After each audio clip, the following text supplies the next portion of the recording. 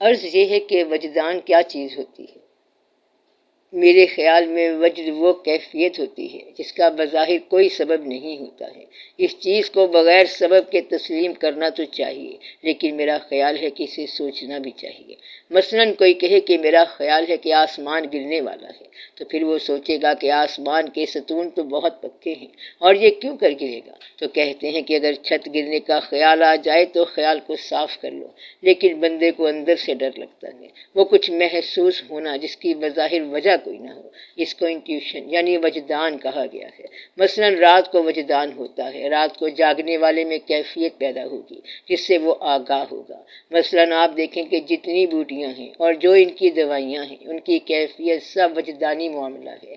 پہلے یہ کسی کو پتہ نہیں ہوتا کہ بوٹی کی کیا تاثیر ہے، تو وہ بزرگ وہاں پر گئے اور بوٹیوں کی تاثیر سے آگاہ ہوئے، پھر کہا یہ میرا وجدان کہتا ہے کہ یہ بوٹی اس کام آئے گی، وہ اسی کام آئی۔ میرا وجدان کہتا ہے کہ اس بوٹی کا راز یہ ہے تو ویسا ہی ہوا۔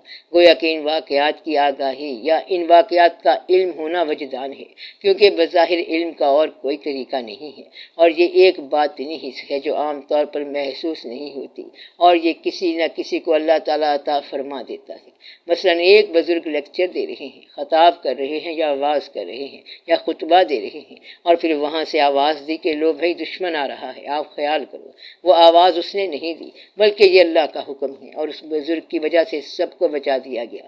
ایک ایسی آواز جو بجلی کے بغیر حرکت کرے اور پہنچ جائے، اور یہ بغیر کسی ذریعے کے اور بغیر کسی نگاہ کے پہنچ جائے، تو یہ وجدان کی تعبیر ہے۔ اور یہاں سے بات سمجھ آتی ہے کہ اس کے کتنے معنی ہیں، جیسے مکاشفہ اور انکشاف ہے۔ مثلاً ایسا لگتا ہے کہ کوئی واقعہ ہونے والا ہے اور دل تنگ ہے، تو کوئی واقعہ ہو جاتا ہے۔ اگر یہ حاصل نہیں ہے، جب آپ اس پر ڈیپینڈ نہیں کر سکتے ہیں تو خاموش ہو جائیں۔ آپ اس کے لیے جلدی نہ کریں۔ آپ امیجنیشن یعنی تصور کو بھی بیان نہیں کر سکتے۔ اگر کوئی چیز امیجن ہو، تصور میں ہو، اور پھر تصور جو ہے وہ مشاہدہ بن سکتا ہے۔ جب تصور مشاہدہ بن جائے تو اس کو وجدان کہتے ہیں۔ یعنی وہ شخص کہتا ہے کہ پہلے تو یہ خیال آیا کہ ایسا ہو، اور وہ خیال جب لخت سامنے آ گیا تو وہ کہنے لگا کہ ایسا تو سوچا تھا کہ ایسا ہوگا۔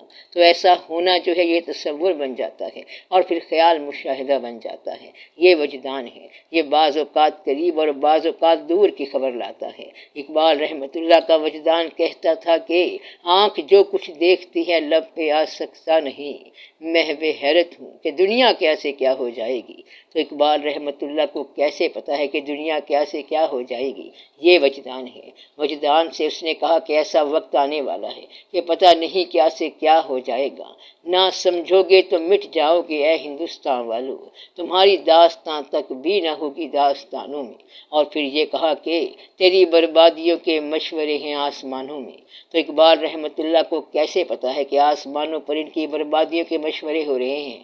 کہتا ہے کہ وہاں ذکر ہو رہا تھا، اور یہ سارے کا سارا وہی بیان ہے۔ تو انسان جب بہت صاف ہوتا ہے تو آنے والا واقعہ اس کی روح پر چمک جاتا ہے، اور دل کے آئینے پر اس کی تصویر آتی ہے، اور اسے سمجھ آ جاتی ہے کہ کیا ہونے والا ہے۔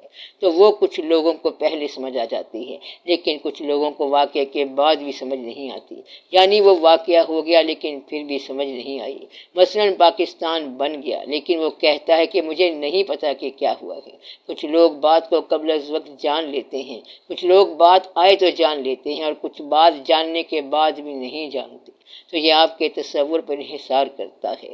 جتنا زیادہ اپنے دل کو پالش کیا جائے اتنے جلوے زیادہ ہوں گے، لہٰذا آپ اپنے دل کو چمکدار بناتے جائیں، مزید چمکائیں اور صاف کرتے جائیں، تو پھر آئینہ اور کلیئر ہو جائے گا، صاف ہو جائے گا۔ اب آئینے کی صورت دیکھو تو آئینے کے اندر ہی عکس آئینہ ہے، اور اس کے اندر جواہر ہی جواہر ہیں۔ تو یہ اندر کا شیشہ صاف کرنے والی بات ہے، کیونکہ اندر صورت خود موجود ہے۔ تو وجدان جو ہے وہ یہ ہے کہ آپ کے قلب کے اوپر آنے والے زمانے کا انکشاف ہو جائے۔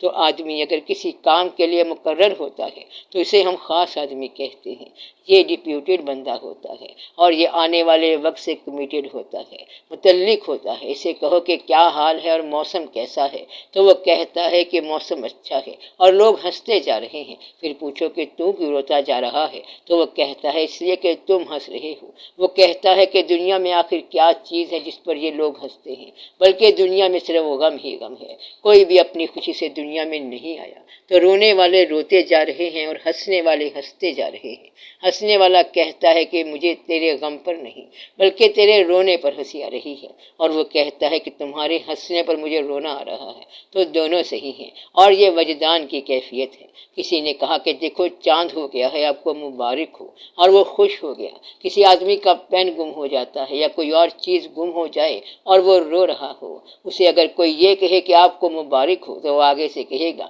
کہ مبارک کس بات کی دے رہے ہو، میں تو پریشان ہوں کہ میرا پین گم ہو گیا ہے۔ وہ پھر کہتا ہے کہ بس مبارک ہو، تو وہ پوچھتا ہے کہ وجہ کیا ہے؟ کہتا ہے کہ جو آپ نیا پین لوگے تو اس کے لیے مبارکباد دے رہا ہوں۔